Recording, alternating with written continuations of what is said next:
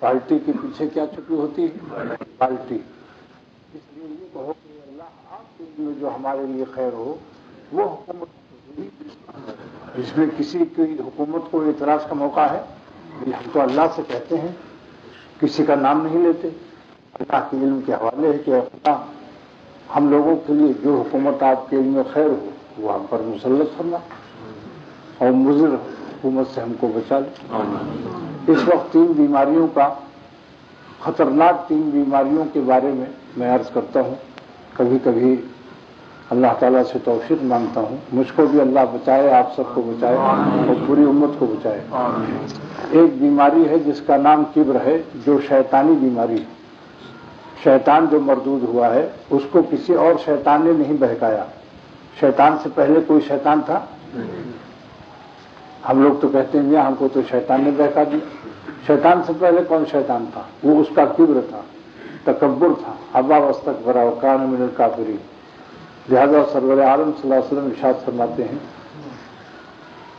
کہ من کان فی قلبہ مثقال ذرۃ من کبر لا يدخل الجنۃ ولا یجد ریحھا. جس کے دل میں مکھی کے سر اور سرسوں کے برابر بھی بڑائی اور تکبر ہوگا وہ جنت میں نہیں داخل ہوگا اور جنت کی خوشبو بھی نہیں پائے گا. دیکھا آپ نے کیسا ایٹم بم ہے، جاپان کو ہیروشیما کر دیا تھا. ساری حج عمرے تمام عبادت اور اعتکاف اور نفلی تمام انوار و برکات، جہاد، شہادت، سب کو یہ ضائع کر سکتی ہے یہ خطرناک بیماری کبر کی جو ہے. لہذا اس کو دل کے ہر گوشے میں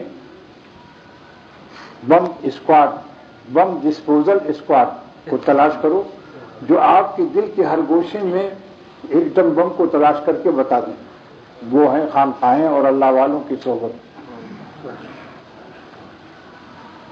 یہ بم ڈسپوزل اسکواڈ ہیں، یعنی تکبر کا بم جس کے دل میں ہے دھماکہ سے اس کی سب نیکیاں ہو جائیں گی، یہاں تک کہ جنت کی خوشبو بھی نہ پائے گا. اس لیے ہمارے بزرگوں نے ہمیشہ اس کا خیال رکھا کہ کہیں سے بڑائی نہ آنے پائے، اللہ کسی بولی کسی لفظ سے بڑائی نہ آئے. اور حکیم امت تھانوی مجدد زمانہ نے ہم کو ایک سبق دیا کہ جس کی برکت سے انشاءاللہ تکبر نکل جائے گا قلب سے. وہ 2 جملہ ہے. کبھی کبھی اللہ تعالیٰ سے کہہ لیا کرو کہ اے خدا ہم سارے مسلمانوں سے کمتر ہیں فی الحال موجودہ حالت میں. کیونکہ کسی مسلمان کو اگرچہ اس کی کوئی حالت شریعت کے خلاف بھی ہو نکیر تو کریں گے، اس کے گناہ سے ہم کو نفرت بھی ہوگی مگر اس کی ذات سے نفرت نہیں ہوگی. گناہ سے نفرت کرو، گنہگار سے نہ کرو. اب کوئی کہے صاحب تو بڑا مشکل ہے. اس کو بھی ہمارے بزرگوں نے ایک مثال سے بتا دیا کہ ایک شہزادہ حسین ہے چاند کی طرح مگر روشنائی منہ میں لگا دیا تو آپ روشنائی کو حقیر سمجھو گے یا شہزادے کو؟ روشنائی سے نفرت کرو گے کیونکہ ابھی صابن سے دھو کر کے پھر چمکتا ہوا چاند آ جائے گا. اگر چاند پر کالا بادل آ جائے تو چاند کو حقیر مت سمجھو، کالے بادل سے کہو کہ بھئی تو ہٹ جا.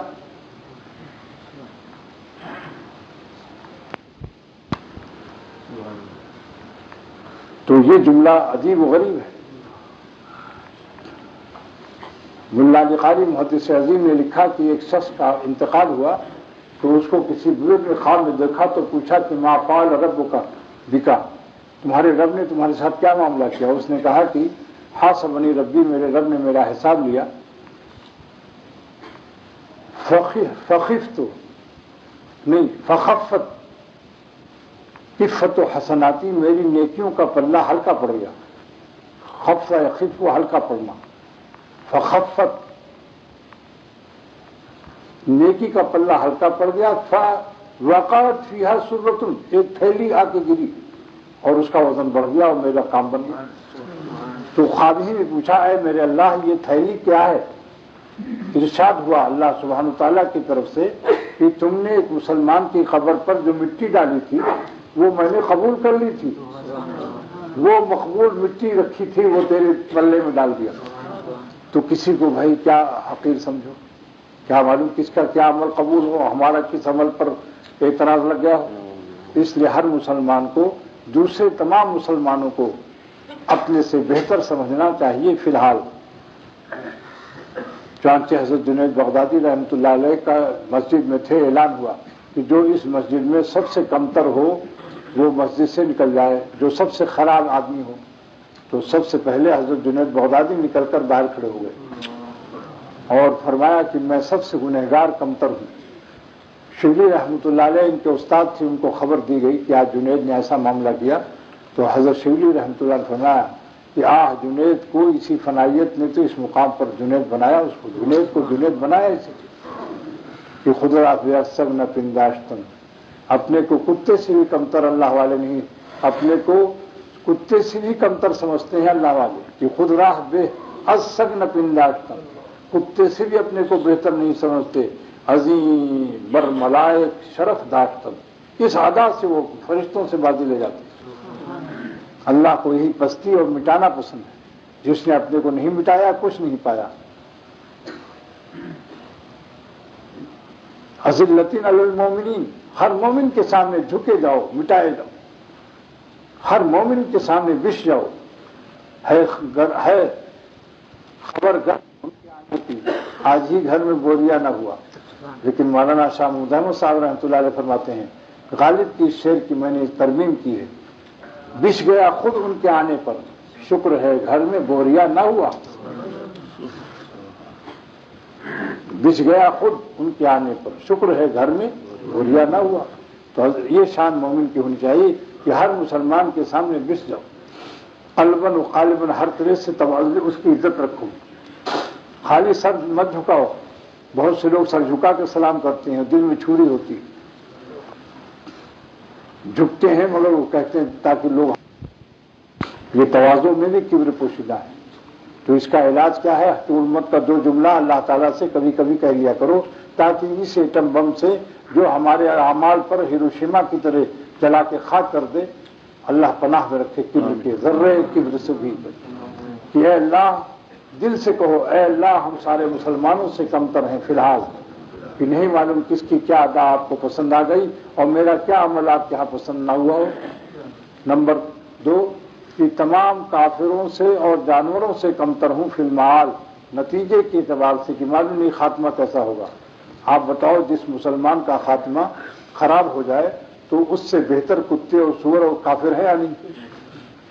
یہ حکیم امت کی بات ہے، کسی معمولی مسلمان کی بات نہیں ہے، یہ اس مسلمان کی بات ہے کہ جس سے بڑے بڑے علماء مرید تھے، مفتی اعظم پاکستان مفتی شفیع صاحب رحمۃ اللہ علیہ جیسے پائے کے علماء، وہ فرماتے ہیں کہ اشرف علی روزہ یہ مراقبہ کرتا ہے، کتاب میں لکھا ہوا ہے ارشادات حکیم امت۔ لہذا آپ لوگ بھی یہ سبق لے لو کہ اگر ہمارے اعمال ضائع نہ ہو قیامت کے دن تو یہ کامیابی ہے یا نہیں؟ کیا اس میں کسی کو شک ہے؟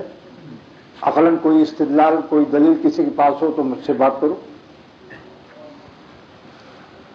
ہر مسلمان کے عمل پر یہ نیک گمان رکھنے میں کیا حرج ہے کہ معلوم نہیں اس کا کیا عمل قبول ہو گیا ہو جس کی اس کی سب خطائیں معاف کر دی جائیں، اور معلوم نہیں ہمارے کس عمل پر اللہ کو ناراضگی ہو گئی ہو اور جس سے ساری نیکیوں پر پانی پھر جائے۔ عقل کہتی ہے کہ نہیں یہ بات؟ اور یہ بھی کہ اگر خاتمہ کسی کا اچھا نہ ہو تو اس سے بہتر سور و کتے ہیں اور اس سے بہتر کافر ہے، کیونکہ کافر کو امید ہے کہ ابھی مرا نہیں ہو سکتا ہے، مرتے وقت کلمہ پڑھ لے۔ مولوی فرماتے ہیں ہیچ کافر را بخاری من گرید، ہیچ کافر را بخاری من گرید، کسی کافر کو ذلت سے مت دیکھو، کیوں کہ مسلمہ بودنش باشد امید، کہ وہ ہو سکتا ہے کہ کلمہ پڑھ لے مرنے سے پہلے۔ ہاں جو کافر کفر پر مر گئے اور نص قطعی سے، جیسے ابو جہل ہے، ابو لہب ہے، قرآن شریف میں ان کا کفر، ان کو بھی بس سمجھو کہ وہ اللہ پناہ میں رکھے ہم لوگوں کو ایسی حالت سے، پناہ مانگو، بجائے برائی کرنے میں کیا ہے؟ جب قرآن شریف نے ان کی کہی وہی موقع ہے تو آپ بھی کہہ سکتے ہو کہ یہ لوگ دشمن تھے اسلام کے۔ جب ابو جہل کا سر کاٹا گیا تو حضور صلی اللہ علیہ وسلم کے سامنے جنگ بدر میں اس کا سر کاٹا، 2 انصاری لڑکوں نے کم عمر لڑکوں نے اس کو گھوڑے سے گرا لیا، مگر قتل کے لیے حضرت عبداللہ ابن مسعود رضی اللہ تعالیٰ عنہ ان کے سینے پر بیٹھے۔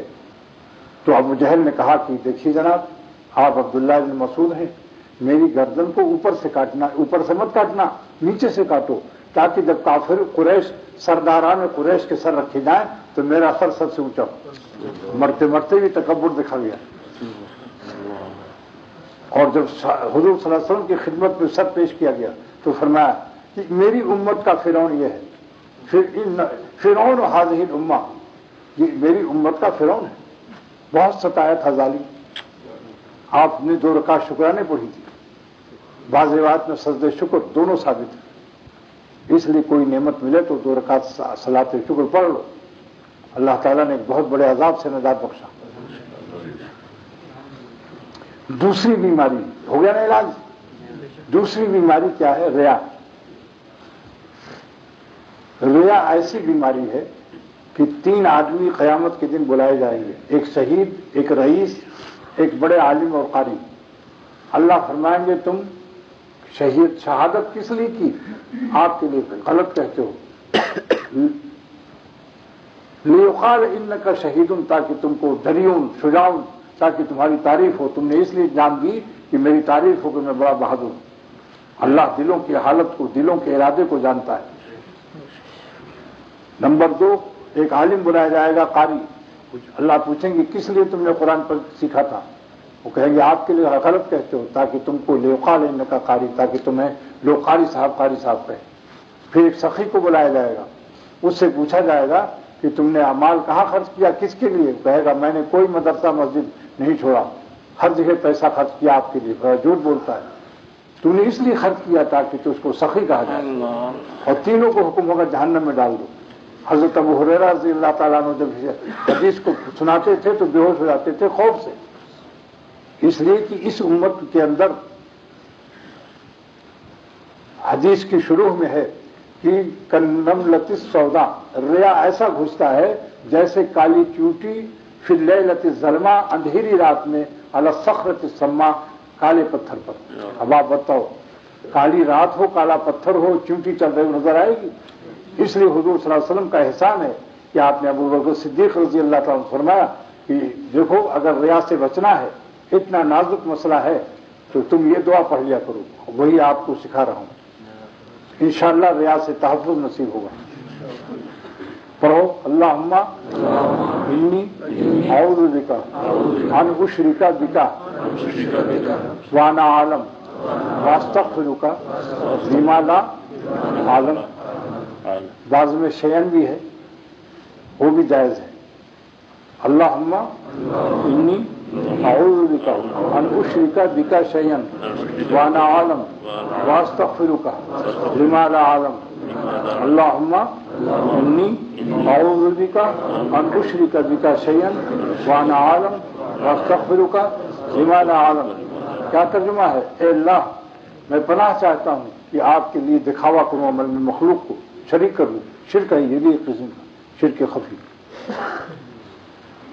اور میں جان بھی رہا ہوں کہ میں دکھاوا کر رہا ہوں کہ لوگ مجھے خوب صوفی کہیں، اور میں ایسے شرک سے بھی پناہ چاہتا ہوں جس کو میں نہیں جانتا اور خفیہ اندھیری رات کی طرح میرے دل میں گھس جائے۔ اس کی دعا کی برکت سے سرور عالم صلی اللہ علیہ وسلم کا وعدہ ہے کہ جو یہ دعا پڑھے گا تو نجات پا جائے گا، من قلیلہ و کثیرہ و صغیرہ و کبیرہ۔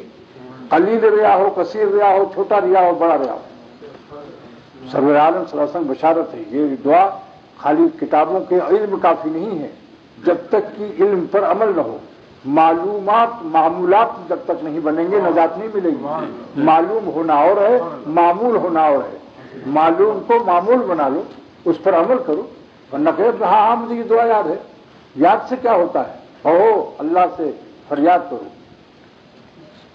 اب کوئی کیسا مجھے معلوم ہے نظر کی حفاظت بہت ضروری ہے، مگر اندھیرے اجالے ہر طرف نظر مارتا ہے۔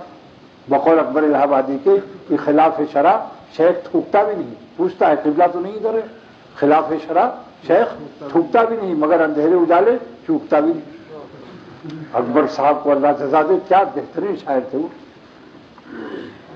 زبردست شاعر تھے، ان کی شاعری کو کیا کہوں، بس نہیں سیکھا انہوں نے دین رہ کر شیخ کے گھر میں. دین تو خانقاہوں سے آہوں کا سبق ملتا ہے اور جاہوں سے اور باہوں سے نجات ملتی ہے.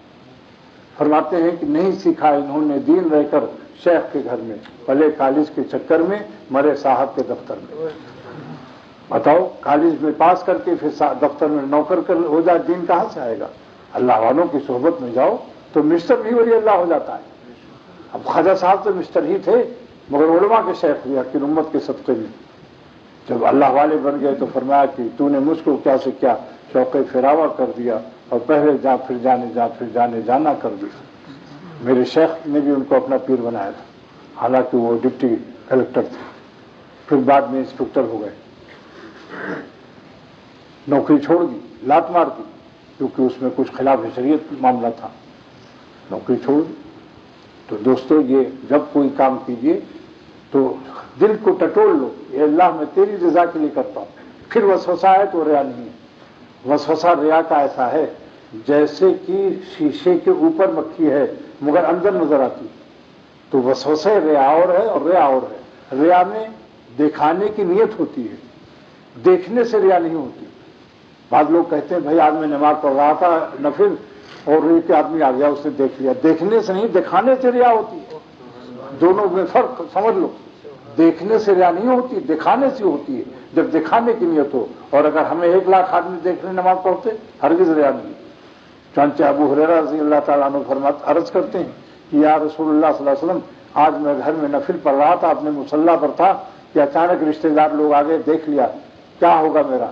فرمایا ہے ابو ہریرہ تیرا ریا نہیں ہے، کیونکہ تیری نیت نہیں تھی دکھانے کی. لکا اجران، تجھے ڈبل ثواب ملے گا. اجر العلانیہ، دکھانے کا بھی اجر ملے گا، کھلی ہوئی عبادت، اجر السر اور پوشیدہ عبادت کا بھی. لہذا یاد رکھو اس کو. میں نے ایسے بزرگوں کو دیکھا کہ میرے ہاں جلسہ ہو رہا تھا سرائے امیر اعظم گڑھ میں سالانہ، ہم پڑھ رہے تھے اس زمانے میں. ایک عالم حکومت کے مرید تھے، انہوں نے پورے جلسے کے سامنے الگ وہیں تخت بچھا کر اشراق ادا کی. لاکھوں کا مجمع تھا.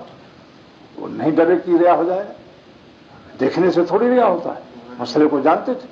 لاکھوں کے جلسے میں انہوں نے اشراق پڑھی. بلکہ مخلوق کے خوف سے، ریا کے خوف سے کوئی اگر عبادت چھوڑ دے گا تو ریا ہو جائے گی. یہ مسئلہ یاد کر لو. جیسے روزانہ اشراق پڑھتا ہے، آج اس کے ہاں شادی بیاہ ہے، 100 آدمی بیٹھے ہیں، سوچا اگر آج پڑھوں گا سب دیکھ لیں گے. تو یہ مخلوق کے خوف سے جو اپنی اشراق چھوڑ رہا ہے یہ خود ریا ہے. جس طرح مخلوق کے لیے کوئی نیک عمل ریا ہے، مخلوق کے خوف سے نیک عمل کو چھوڑنا بھی ریا ہے. جہاں جاتے ہیں ہم تیرا فسانہ چھیڑ دیتے ہیں، کوئی محفل ہو تیرا رنگ محفل دیکھ لیتے ہیں. میرا کمال عشق بس اتنا ہے جگر، وہ مجھ پہ چھا گیا، میں زمانے پہ چھا گیا. آپ کی دل آپ عظمت اللہ کے لیے پڑھو جو روزانہ عمل کرتے ہو. ریا کب ہے؟ یہ ایک شخص ہے، وہ 3 مرتبہ سبحان ربی العظیم پڑھتا ہے، لیکن ایک سیٹھ آ گیا اس کا کروڑ پتی اور مدرسہ بھی اس کے پاس ہے. اس دن 7 مرتبہ سبحان ربی العظیم پڑھ رہا ہے تاکہ سیٹھ جی سمجھیں کہ بہت ہی عالم لاہور سے اس کا کنیکشن اور وہ کنیکشن کر رہا ہے اس کی جیب سے. وہ سمجھ رہا ہے کہ عالم لاہور سے اس کا کنیکشن اور وہ کنیکٹ کر رہا ہے اس کی جیب سے، لیکن کنیکٹ کرنے سے وہ نٹ ہو جاتا ہے. سمجھے؟ اس لیے اللہ کے لیے عبادت کرو، جو تمہارے اللہ سے مانگو، مخلوق سے کیا مانگنا ہے. تو ریا کی بیماری کا علاج ہو گیا نا.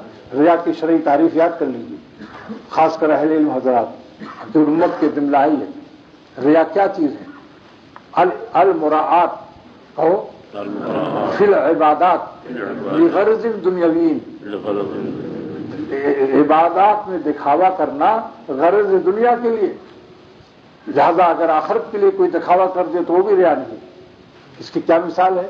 جیسے سب کے سامنے بیٹھے ہیں، ایک آدمی آتا ہے، صاحب یہ 10,000 میری زکوٰۃ لے لیجیے، اور اس کی نیت یہ ہے کہ تاکہ اور جو بخیل کنجوس ہوں اور زکوٰۃ نہ ادا کرتے ہوں ان کو بھی توفیق ہو جائے. تو یہ ریا نہیں، کیونکہ غرض دنیا اس کی نہیں ہے، غرض آخرت ہے. سبحان اللہ. یا کوئی شیخ 2 رکعت اشراق اس لیے پڑھتا ہے کہ میرے مریدوں کو بھی توفیق ہو جائے، تو وہ ریا نہیں ہے. بلکہ ریا شیخ کے ریا افضل من اخلاص المرید، مرید کے اخلاص سے افضل ہے. حکیم محمد نے لکھا ہے. سمجھ گیا آپ؟ تو دوستو یہ سبق مل گیا نا دو مرض کا، ایک کبر کا اور ایک ریا کا، کہ دیکھ لیا دونوں کا نتیجہ کتنا خطرناک۔ اب ایک مرض اور ہے کہ اپنے کو اچھا سمجھنا۔ کبر کی تعریف کیا ہے، کیسے معلوم ہوگی کبر ہمارے اندر ہے یا نہیں؟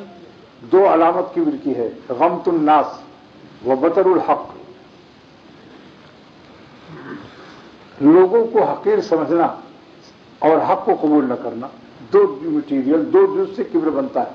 اب آپ دیکھ لیجئے کہ آپ دنیا میں کسی کو حقیر تو نہیں سمجھتے اور حق کو قبول کرتے ہیں یا نہیں، اگر مگر لگاتے ہیں۔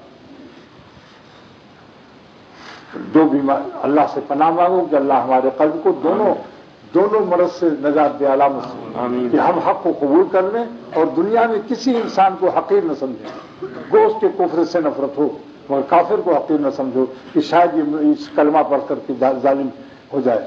مولانا قاسم نانوتوی رحمۃ اللہ علیہ فرماتے ہیں کہ میں نے جنت میں ایک ہندو بنیا کو دیکھا تو ٹہل رہا ہے، میں نے پوچھا لالا جی تو کیسے جنت میں آ گیا؟ تو ہندو تھا، اس کا مولوی جی مرنے سے پہلے کلمہ پڑھ گیا تھا۔ کمال ہے، واہ کیا ہمارے بزرگوں کی تعلیم دوستو۔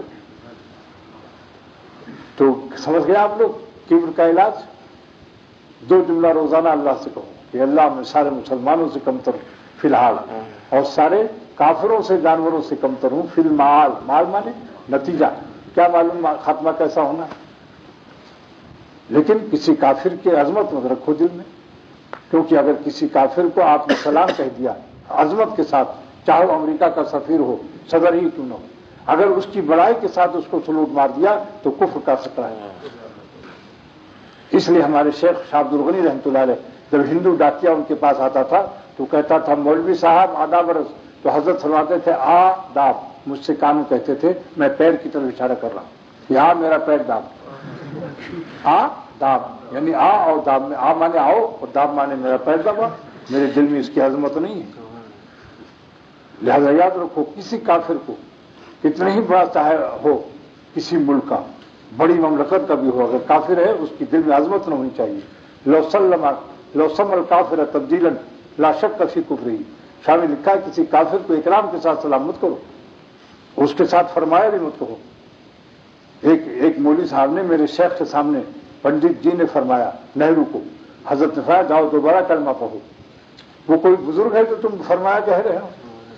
اس لیے بھی بعض لوگ کہتے ہیں بھائی صدر امریکہ نے فرمایا اور مت کہو، یہ کہو اس نے کہا۔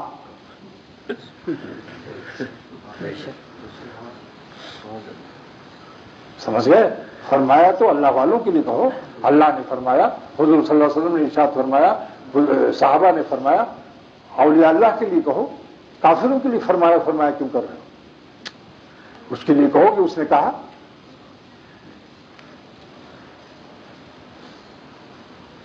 دیکھو تیمور لنگ بادشاہ تھا، علامہ تفتازانی کو اس نے بلایا، وہ لنگڑا تھا تو پیر پھیلا کے وہ ایسے بیٹھا، مجبور تھا، تو علامہ تفتازانی بھی اس کی طرف پیر پھیلا کر بیٹھے تخت پر، تو اس نے کہا میں تو مجبور ہوں، آپ کیوں مجبور ہیں، میری طرف کیوں پیر کیا، میں تو بادشاہ ہوں، لنگڑا ہوں، مجبوراً میں نے پیر تمہاری طرف کیا۔ تم کہا کہ تم کو تو لنگ ہے اور مجھ کو ننگ ہے، کیا مطلب کہ تو لنگڑا ہے مگر مجھے شرم آتی ہے کہ مجھے اللہ نے علم کی دولت دی اور تو میری طرف پیر پھیلائے تو میں نے بھی تیری طرف پیر کر دیا۔ سبحان اللہ۔ چنانچہ ایک مرتبہ میرے آئی سی یو کمرے میں، جو خاص کمرہ ہے، ایک صاحب معذور آئے اور انہوں نے کہا، اپنے خاص آدمی نواب قیصر صاحب، تو ان کے ٹنگ میں کچھ تکلیف تھی تو وہ ذرا کئی تکیا ان کے لیے لگایا گیا تو بیٹھے، یا تو کرسی منگاتا، بیٹھ نہیں سکتے تھے، تو میں نے بھی اپنے لیے اتنے ہی اونچی سطح لگائی، اور بعد میں نے کہا کہ چونکہ آپ تو معذور ہیں مگر مجھے حیا آتی ہے کہ مجھے اللہ نے 2 حرف علم عطا فرمایا، بے شک آپ نواب ہیں لیکن آپ اونچے بیٹھیں گے تو میں بھی اونچا بیٹھوں گا، آپ سے نیچا نہیں رہے گا، کیونکہ مجھے آپ کو علم دین پڑھانا ہے، استاد نیچے ہو شاگرد اوپر بیٹھا ہو۔ ایک صاحب آئے، صاحب بغیر کرسی کے نہیں بیٹھ سکتے، میں نے کہا لاؤ کرسی مگر میرے لیے بھی کرسی لاؤ، وہ کرسی پر بیٹھا رہے غیر عالم، اور میں 2 حرف اللہ نے جو بخشا میں نیچے کیوں بیٹھوں؟ چاہے وہ 10 کروڑ روپیہ ہمارے مدرسوں کو دے لیکن میں اس کو اوپر نہیں بیٹھنے دوں گا، میں بھی اس کے برابر بیٹھوں گا۔ یہ بزرگوں کی صدقے میں سکھائے سب۔ اس نے کہا پائے مرا لنگس، تیمور لنگ بادشاہ نے کہا پائے مرا لنگس، میرے پیر میں مجبوری ہے، میں لنگڑا ہوں. تو انہوں نے کہا کہ پائے مرا ننگس، اور میرے پیر کو شرم آ رہی اس لیے تیری طرف کر رہا ہوں. تو دو بیماری کا علاج سن لیا نا بھائی، اس کو یاد کر لینا. تیسری بیماری عجب ہے. عجب میں کیا ہے؟ کبر میں کسی دوسرے کو حقیر سمجھنا اور اپنے کو بڑھیا سمجھنا ہوتا ہے. اور عجب میں کسی کو بڑا اپنے سے گھٹیا نہیں سمجھتا، وہاں تحقیر بھی لازم ہے، بڑا بھی سمجھے اور دوسروں کو حقیر بھی سمجھے. اور عجب کی بیماری جو قرآن شریف میں ہے، اذا اعجبتکم کثرتکم، اس میں یہ ہوتا ہے کہ دوسروں کو حقیر وقیر نہیں سمجھتا، مگر کہتا میں بھی بڑھیا ہوں، I am VIP very very, کہ میں بھی اہم شخصیت ہوں. تو اپنے کو اچھا سمجھنا بھی اللہ کو پسند نہیں ہے. بزرگوں کا ارشاد ہے جو جس وقت اپنے کو اچھا سمجھتا ہے اللہ کی نظر میں برا ہوتا ہے، اور جو اپنے کو برا سمجھتا ہے اللہ کی نظر میں بھلا ہوتا ہے. لہذا اپنا نمبر خود لگا لینا. بتاؤ کالج میں ابھی رزلٹ آؤٹ نہیں ہوا اور لڑکا کود رہا ہو اور دوسروں کو سمجھ رہا ہو، بیوقوف ہے یا نہیں؟ جب قیامت کے دن نتیجہ نکل آئے پھر کودو، جتنا کود سکو، کودتے ہوئے جنت میں جاؤ. لیکن پہلے سے اپنے کو بڑھیا سمجھنا بیوقوف. اس لیے علامہ، اس کا علاج صرف ایک شعر ہے، یاد کر لو. ایک شعر بزرگوں کا ہے، علامہ سید سلیمان ندوی رحمۃ اللہ علیہ کا. یہ جس کو شعر یاد رہے گا کبھی تکبر وہ جو انشاءاللہ نہیں آئے گا اس کو. وہ کیا شعر ہے؟ ہم ایسے رہے یا کہ ویسے رہے. پڑھو، ہم ایسے رہے یا کہ وہاں دیکھنا ہے کہ کیسے رہے، وہاں دیکھنا ہے کہ ہاں. بس یہ شعر کیا ہے؟ سونے کے پانی سے لکھنے کا. انشاءاللہ اس کی برکت سے کبھی بڑائی نہیں آئے گی. ہم ایسے رہے یا کہ ویسے رہے، وہاں دیکھنا ہے کہ کیسے رہے. قیامت کے دن کیا نمبر لگتا ہے؟ غلاموں کی قیمت مالک لگائے گا. چند غلاموں کی سلامی سے دھوکے میں مت آؤ. غلام کی قیمت مالک سے ہوتی ہے. 1,00,000 غلام اگر آپ کو تعریف کریں تو آپ کا ٹوٹل غلامی تو آئے گا 1,00,000 غلام پلس یہ غلام. لیکن اللہ تعالیٰ خوش ہو جائے تو رضوان من اللہ اکبر. اللہ کی رضا مثبت یہ بندہ، اس کی مٹی کی کیا قیمت پوچھتے ہو؟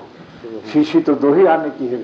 میرے شیخ فرماتے تھے کہ 1 روپے کی شیشی لاؤ، ایک میں پیشاب رکھو، ایک میں گلاب کا پانی رکھو، ایک میں 10,000 روپے تولا اونٹ کا عطر رکھو، اور ایک شیشی میں 1 کروڑ روپے کا ایک موتی رکھو. شیشی تو 2 روپے کی ہے، مگر جو اس کے اندر مال ہے اس کی قیمت سے شیشیوں کی قیمت بڑھتی جا رہی ہے. تو برتن تو وہی ہے، ایک ناک اور 2 کان سب کے ہیں. لیکن جس کے دل میں اللہ تعالیٰ کی محبت کا موتی کروڑوں کا زمین و آسمان بھی اس کی قیمت ادا نہیں کر سکتے. اس لیے اللہ والوں کی قیمت ان کے جسم سے نہیں ہے، ان کے جسم میں جو ہے مولا اس کی وجہ سے اس کے جسم کی بھی قیمت ہے. سبحان اللہ. جہاں حضور صلی اللہ علیہ وسلم کا جسم مبارک رکھا ہوا ہے، تمام امت کا اجماع ہے اس پر کہ جہاں آپ کا جسم مبارک مدینہ پاک میں رکھا ہوا ہے روضہ مبارک کے اندر، وہ زمین کعبہ شریف سے افضل ہے اور عرش اعظم سے افضل ہے. کیونکہ بعد از خدا بزرگ تو یہ قصہ مختصر. اللہ امت کا اجماع ہے کہ اللہ کے بعد حضور ہی کا درجہ ہے صلی اللہ علیہ وسلم کا. اللہ آپ کا جسم مبارک وہاں رکھا ہوا. تو معلوم ہوا کہ جس مٹی کی قیمت نہیں ہے، مٹی کے اندر جو موتی ہے اس کی قیمت ہے. یہ جانور کی طرح ہیں جو لوگ اللہ والوں کی قدر نہیں کرتے، یہ مثل جانور کے ہیں. اختر نہیں کہتا، معروی رحمۃ اللہ علیہ فرماتے ہیں کہ ایک دریا کا گائے، دریائی گائے، سمندری گائے بیل ہوتا ہے گائے، وہ نکل کر تمام جنگل میں ایک موتی نکالتا ہے جس سے جنگل روشن ہو جاتا ہے اور جلدی جلدی سوسن اور ریحان اور سنبل چڑھتا ہے. مصنوعی معلوم پیش کر رہا ہوں. اس کے بعد جو تاجر ہوتا ہے وہ درخت پر چڑھ جاتا ہے اور گوبر، لید، بھوسا، مٹی ملا کر گھڑے میں رکھتا ہے. وہ جب دور چلنے چلا جاتا ہے موتی کی روشنی میں تو اسی موتی پر اس گھڑے کو گرا دیتا ہے. اب اس کا موتی گوبر، لید پلس مٹی اور اینڈ بھوسا. سمجھ رہے آپ لوگ؟ انگریزی دانو. پھر وہ موتی چھپ گیا. اب وہ غصے میں ہر درخت کو سینگ مارتا ہے، یہ بھی کانپتا ہے بیچارہ. یہاں تک صبح ہو جاتی ہے. پھر وہ مایوس ہو کر دریا میں چلا جاتا ہے. یہ اس کو مٹی کو اور لید کو گوبر ہٹا کر اور موتی لا کر کروڑوں کا بھیج دیتا ہے. تو معلوم ہی فرماتے ہیں کہ یہ جانور تھا، اس بیوقوف کو نہیں پتا تھا کہ جس مٹی سے تو گھبرا رہا نفرت کر رہا ہے اسی کے اندر تو تیرا موتی چھپا ہے. فرمایا کہ ظالم ابلیس مثل جانور کے تھا کہ حضرت آدم علیہ السلام کی مٹی کو تو دیکھا لیکن آپ کے اندر جو نبوت کا موتی تھا اس ظالم کو وہ سمجھ میں نہیں آیا، احمق اور گدھے اور بیل کو. اللہ سمجھ رہے ہیں آپ لوگ؟ آدم علیہ السلام کی خاک میں آپ کی نبوت کا موتی رکھا ہوا تھا. ایسی اللہ والوں کے اندر ولایت اور اللہ کی دوستی کا موتی ہوتا ہے، مگر جانور جو ہوتا ہے اس کے سمجھ بات نہیں آتی. وہی سمجھتا ہے ہماری طرح تو یہ بھی مٹی کے ہیں، ایک ناک اور دو کان ان کے بھی ہیں. ہاں ہم سبھی با انبیاء برداشت، انبیاء نبیوں کے برابری کیا انہی لوگوں نے. اور نیک و بد دردیدہ شاہ یکساں نمود، نیک اور برے ان کی آنکھوں میں سب یکساں ہیں. یہ جانور لوگ ہیں. قسمت والے اللہ والوں کو پہچانتے ہیں. اختر کا شعر سن لو، لب ہے خندہ جگر میں تیرا درد و غم. بزرگوں کے ہنسنے سے بھی دھوکہ نہ کھاؤ کہ دل ان کا ہر وقت روتا رہتا ہے. مفتی شفیع صاحب رحمۃ اللہ علیہ فرماتے ہیں کہ ہم لوگ خوب ہنسے اور ہنسانے والا کون تھا؟ خواجہ عزیز الحسن مجذوب رحمۃ اللہ علیہ. پھر فرمایا کہ کس کا دل غافل تھا اس وقت، اس ہنستے وقت؟ تو فرمایا کہ الحمدللہ میرا دل حدث اس وقت بھی رو رہا تھا اللہ کے عشق میں. پھر یہ شعر پڑھا، لبوں پہ گو ہے ہنسی بھی ہر دم اور آنکھ بھی میری تر نہیں ہے. لبوں پہ گو ہے ہنسی بھی ہر دم اور آنکھ بھی میری تر نہیں ہے، مگر جو دل رو رہا ہے پیہم کسی کو اس کی خبر نہیں. اس لیے ملا علی قاری نے فرمایا کہ ہر ہنسنا دل کو مردہ نہیں کرتا، ورنہ جو حدیث پڑھتے ہیں اور اس کی شرح نہیں جانتے وہ بزرگوں کے ہنسنے سے کہتے تو آپ دل مردہ ہو گیا، کیونکہ آپ تو بہت ہنسا رہے تھے پیر صاحب. ان کثرت ذہق جو ہے ان یاکم و کثرت ذہق، اے لوگوں زیادہ ہنسو مت، تو ان کثرت ذہق تمیت القلب، زیادہ ہنسنا دل کو مردہ کرتا ہے. اس کی شرح محدث عظیم جنہوں نے 11 جلدوں میں لکھی ہے، ملا علی قاری محدث عظیم ہرات کے رہنے والے تھے، دفن ہیں جنت المالا مکہ شریف میں.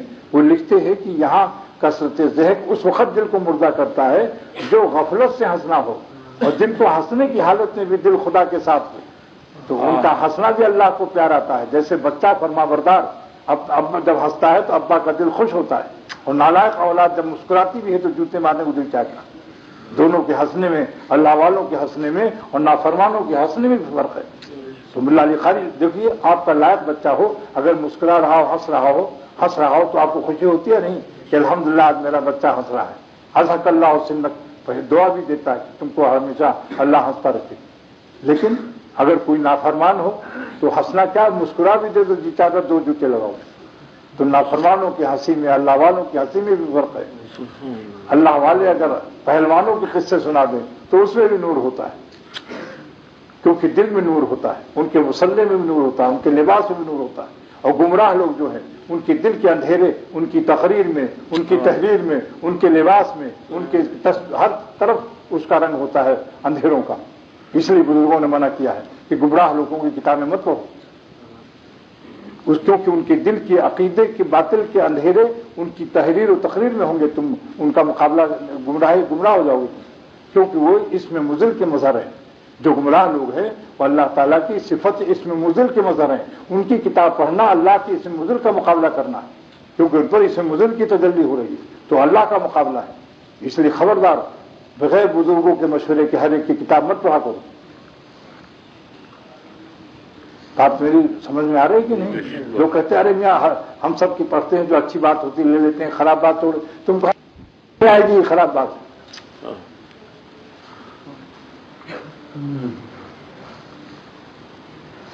تو یہ 3 باتیں مجھے بیان کرنی تھیں اس وقت. نمبر 1 کبر، نمبر 2 عجب اور نمبر 3 ریا. تینوں خطرناک بیماری ہیں. اللہ تعالیٰ سے دعا کرو اللہ تعالیٰ قبول فرمائے. میں اعوذ بک، خاص کر جو علماء دین ہیں، مقتدا ہیں، دین کا کام کر رہے ہیں، ان کے اندر دکھاوا یا کب سے بڑھائی آ سکتی ہے. اس لیے دوستو نیک کام کرو. لیکن یہ دعا بھی پڑھتے رہو، اللہم انی اعوذ بک ان اشرک بک شیئا وانا اعلم واستغفرک لما لا اعلم۔ اللہ پاک ہم سب کو اخلاص عطا فرما اور کبر اور ریا اور عجب کی بیماریوں سے حفاظت فرما اور اپنے اولیاء مقبول بندوں کو پہچاننے کے لیے نور عقل عطا فرما، جانور کی طرح کہیں ہم حماقت سے اللہ والوں کی عزت نہ کر سکیں، جیسے بیل نے موتی نہیں بیل اپنے موتی کو مٹی سے کی وجہ سے نہیں پہچانا۔ اے خدا ہم سب کو ابیال بننے سے بچا، بیل کی جمع ابیال، اور کی جمع اقوال، فعل کی جمع افعال، بیل کی جمع، بس اللہ تعالی ہم سب کو ابیالیت سے بچائے۔ صلی اللہ علیہ نبی الکریم۔ آپ بھی اردو کہیں گے، آج پہلی دفعہ سنا ابیال۔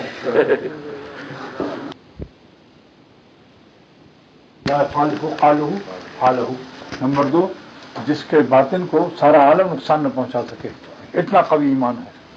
ننی لا يتغیر باطنہ من ظاہری، ظاہری احوال سے اس کا باطن میں روب نہ کسی کا جمے، اپنا دندناتا رہے۔ جہاں جاتے ہیں ہم تیرا فسانہ چھیڑ دیتے ہیں اور داڑھی لہرا دیتے ہیں، کوئی محفل ہو تیرا رنگ محفل دیکھ لیتے ہیں۔ نمبر 3، الذی یفضل الکونین فی رضا محبوبہ، جو دونوں جہان اپنے مولا اور اللہ پر فدا کر رہے ہیں۔ اب اختر کے دل میں اللہ جس مبدأ فیاض سے علامہ علوسی کو ملا، اسی مبدأ فیاض سے اختر کو عطا ہوا، جس پر مولانا رضا الحق وغیرہ اور علماء بہت ہی مست ہو رہے ہیں کہ صدیق وہ مومن ہے جس کا ایمان اس اعلیٰ مقام پر پہنچ جائے کہ اس کی بندگی کی ہر سانس غیر شریفانہ اعمال سے تحفظ اور نجات پا جائے۔ کہیں نا، جس کی بندگی کی ہر سانس غیر شریفانہ اعمال، دیکھیے ہم نے گناہ کا لفظ استعمال نہیں کیا، ہاں کیا لفظ آتا ہوا ہے کہ جس کی بندگی کی ہر سانس غیر شریفانہ اعمال، یعنی غیر شریفانہ اعمال سے اس کو تحفظ اور نجات ہر وقت رہے۔ کیا مطلب کہ ہر سانس اللہ پر فدا ہو، ایک سانس بھی اپنے مالک کو ناراض نہ کرے۔ شورغل کرو تاکہ مچھلیاں گھبرا کر قبضے میں آ جائیں۔ ہڑتال اس لیے ہوتی ہے، شورغل کرو تاکہ حکومت کی کوئی کرسی مچھلی کی طرح میری تھیلی میں آ جائے۔ لمبا لمبے لمبے کام گالیاں دے رہا تھا کم وقت، جبھی تو یہاں پڑا ہوا ہے جنگل میں، اگر تو اچھا ہوتا، تیری شکل اچھی ہوتی تو کسی اپنے کمرے میں کسی آئینے میں الماری میں رکھتا تھا۔ اس کو یہ خبر نہیں تھی کہ یہ میری ہی شکل ہے، سمجھ گئے؟ بدگمانی اپنے دل کی برائی ہے، جن کو بدگمانی کا مرض ہے وہ ان کی اپنی دلی روحانی خواصوں کے عکس ہوتا ہے۔ یہ بات مولانا رحمۃ اللہ نے، لہذا استغفار و توبہ ہی علاج ہے بدگمانی کا۔ اللہ سے روک ہماری قلب کو بدگمانی سے پاک کرو۔ سب سے زیادہ ہم نالائق ہیں، آپ بدگمانی کرو اپنی ذات کے ساتھ کرو۔ جتنی بدگمانی کا مادہ ہے سب اپنے اوپر خرچ کرو کہ مجھ سے بڑا دنیا میں کوئی نالائق نہیں۔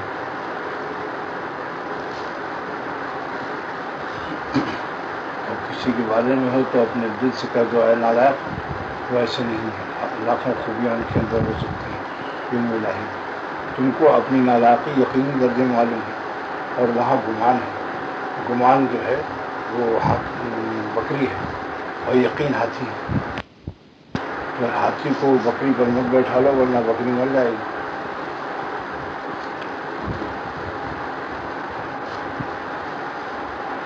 اپنی گناہ اور اپنی نالائقی کا علم تو یقین ہوتا ہے نا، بالکل۔ یقین کو چھوڑ کر تم گمان پر ڈالو۔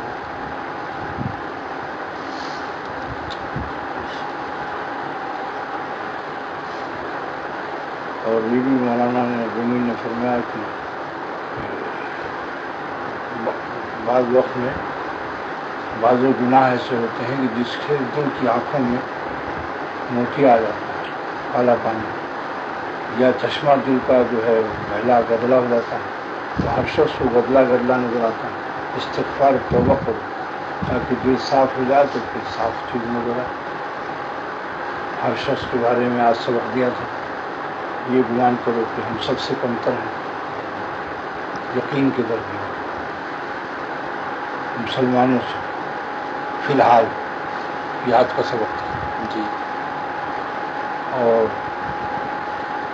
تمام کافروں سے اور جانوروں سے کمتر ہیں انجام کے اعتبار سے کہ خاتمہ نہیں معلوم کیسا ہوگا ہمارا. اگر کسی انسان کا کہ نہیں تہجد اور حج عمرہ کر رہا ہو خاتمہ خراب ہو جائے تو وہ جانور سے بھی بدتر ہے، سور اور کتے سے بھی بدتر ہے، کیونکہ سور اور کتوں کا حساب نہیں ہے میدان محشر میں، اس کا تو حساب ہے. اور سارے کافروں سے بھی کمتر سے نہیں معلوم ہمارا کیا حال ہے. حقیر امت کا ایک جملہ سن لو. فرماتے تھے کہ میں ہر وقت ڈر رہا ہوں کہ میدان اشرف علی کا قیامت کے دن کیا حال ہوگا. اتنے بڑے لوگ تو اپنی فکر میں ہیں اور بے وقوف لوگ دوسروں کی فکر میں. یہ گدھاپن ہے. یہ سب سے بڑے بیوقوف پہلے درجے کا وہ ہے جس میں بڑائی آئے اور بدگمانی آئے. شیطان کو یہی بدگمانی کا مرض نے مارا کہ میں آگ سے ہوں اور آدم علیہ السلام مٹی سے ہیں اور آگ افضل ہے مٹی سے، لہذا میں افضل ہوں. کسی بدگمانی نے بڑائی نے مارا.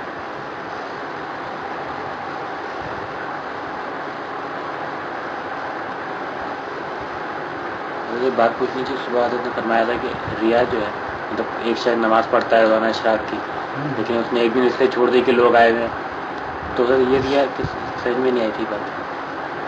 مطلب یہ کہ جس طرح سے اللہ مخلوق کے لیے کوئی عمل کرنا ریا ہے، جی مخلوق کے لیے کسی عمل کا چھوڑنا بھی ریا ہے. جیسے آپ کبھی اشراق نہیں پڑھتے جی اور کوئی رشتے دار لوگ آ گئے تو دل میں آیا آج اشراق وغیرہ پڑھ لو تاکہ خوب لوگ تم کو نیک سمجھیں، تو تم نے اللہ کے لیے اگر کرنا تھا تو روز میں نہیں پڑھتے تھے. آج خاندان کے لوگ جمع ہیں، شادی بیاہ، آپ یہاں اشراق پڑھ گئے تو معلوم ہے یہ تمہارا اشراق جو ہے یہ مخلوق کے لیے. تو یہ عمل مخلوق کے لیے جس طرح ریا ہے، ایسے جو ہمیشہ اشراق پڑھتا ہے وہ خاندان اور کوئی جلسہ یا مخلوق جمع ہے تو اس کی خوف سے کہ کہیں ریا نہ ہو جائے تو اشراق چھوڑنا اس کے لیے جائز نہیں ہے. جو ہمیشہ پڑھتا ہے اگر چھوڑے گا مخلوق کے لیے یہ خود ریا ہوگا. اس نے مخلوق کو اہمیت دی اور خالق کی عبادت چھوڑ دی.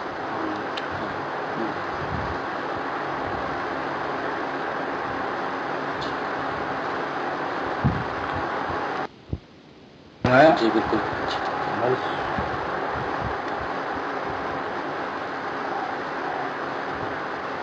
لہذا مخلوق کے لیے نہ کوئی عمل کرو نہ مخلوق کے لیے چھوڑو. جیسے روزانہ نارمل رہتے ہو ویسے رہو. اور وسوسہ ہے کہ آج سب دیکھ رہے ہیں ریا ہو گیا، یہ وسوسے ریا ہے، ریا نہیں. کیونکہ ریا کے معنی دکھانے کی نیت کرنا، دیکھنے سے ریا نہیں ہوتی. ایک دیکھنا ہے ایک دکھانا ہے، دو لفظ یاد رکھو. جیسے وسوسے کا آنا ہے ایک لانا ہے. آنا مضر نہیں، لانا مضر ہے. ایک دل کا لگنا ہے ایک لگانا ہے. لگانا فرض ہے، لگنا فرض نہیں ہے. نہ لگے نہ لگے، تم لگے پڑے رہو.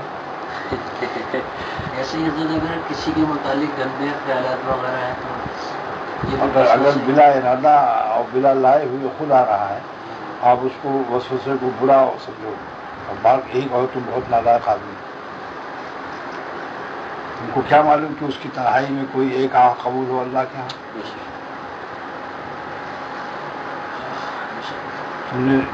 تم نے بادشاہ کے بیٹے کو گٹر میں گرتے تو دیکھا، لیکن اس کو نہا دھلا کر جو شاہی لباس عطا ہوا ہے وہ تم نے نہیں دیکھا. شاہی محل میں بادشاہ نے اپنے لڑکے کا کان ہٹا اور کہا نہلا دھلا کے اس کا کپڑا بنا 10,000 روپے تولہ لگاؤ. تو بہت سے بندے ایسے ہیں کہ کوئی بات آپ نے دیکھ لی، انہوں نے اللہ سے توبہ کر کے اللہ نے ان کو شاہی لباس اور اپنے محبت و قرب کا لباس بخش دیا، وہ مقرب بیٹھے بنے ہوئے ہیں اور تم سمجھ رہے ہو یار ایسا اس نے کیا تھا. کوئی کسی کا کوئی زمانہ میں کوئی گناہ یاد آ جائے تو یہ سمجھ لو امید ہے کہ توبہ کر لیا ہو. توبہ کرنے سے آدمی پاک صاف ہو جاتا.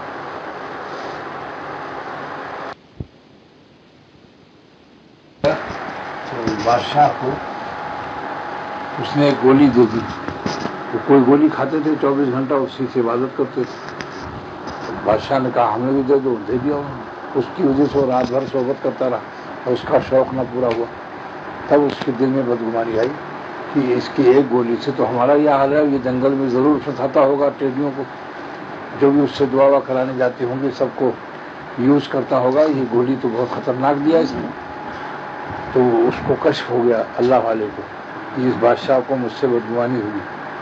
دوسرے دن جب گیا تو اس نے کہا 40 گولیاں لے جاؤ. یہ بڑا خوش ہو گیا، اب تو 40 دن مزے لوٹیں گے. لیکن اس نے کہا کہ مجھے امکان ہے کہ 40 دن کے اندر تم کو موت واقع ہو جائے. تو امکان تو ہے ہی ہر وقت. اس وقت بھی تو مرنا ممکن ہے کہ نہیں، یا محال ہے. زیادہ صحیح بولے سچ بھی ہے، لیکن بزرگوں کی طرف سے بھی آدمی کو گمان ہوتا ہے کہ ان کو کشف ہوتا ہے، اس کو کچھ پتہ چل گیا. اس اللہ وہ رات ان کی نیند اڑ گئی. 40 دن وہ گولیوں سے بھی کچھ فائدہ نہیں ہوا، نہ وسوسہ آیا گناہ کا، نہ صحبت بھی نہیں کیا. جو حلال بیویوں سے بھی صحبت نہیں کیا اس نے، ہمارے ڈر کے وہ ہاتھ پیر پھولے ہوئے. ہر وقت خیال آ رہا ہے کہ اب کسی وقت موت آ جائے گی، بادشاہ چھوٹ جائے گی، جنگل میں پھینک دیا جاؤں گا قبرستان. 40 دن کے بعد ایک صحبت بھی نہیں کی 40 دن میں. پھر جب وہ گیا تو وہ فقیر ہنسا. اس نے کہا 40 دن میں تمہاری ان گولیوں نے کوئی تم کو اثر دکھایا؟ کہا صاحب اثر کیا ہوا، ہر وقت موت کھڑی. تو کہا یہ سمجھ لو اللہ والے ہر وقت موت کو سامنے رکھتے ہیں، اس لیے ان کے بارے میں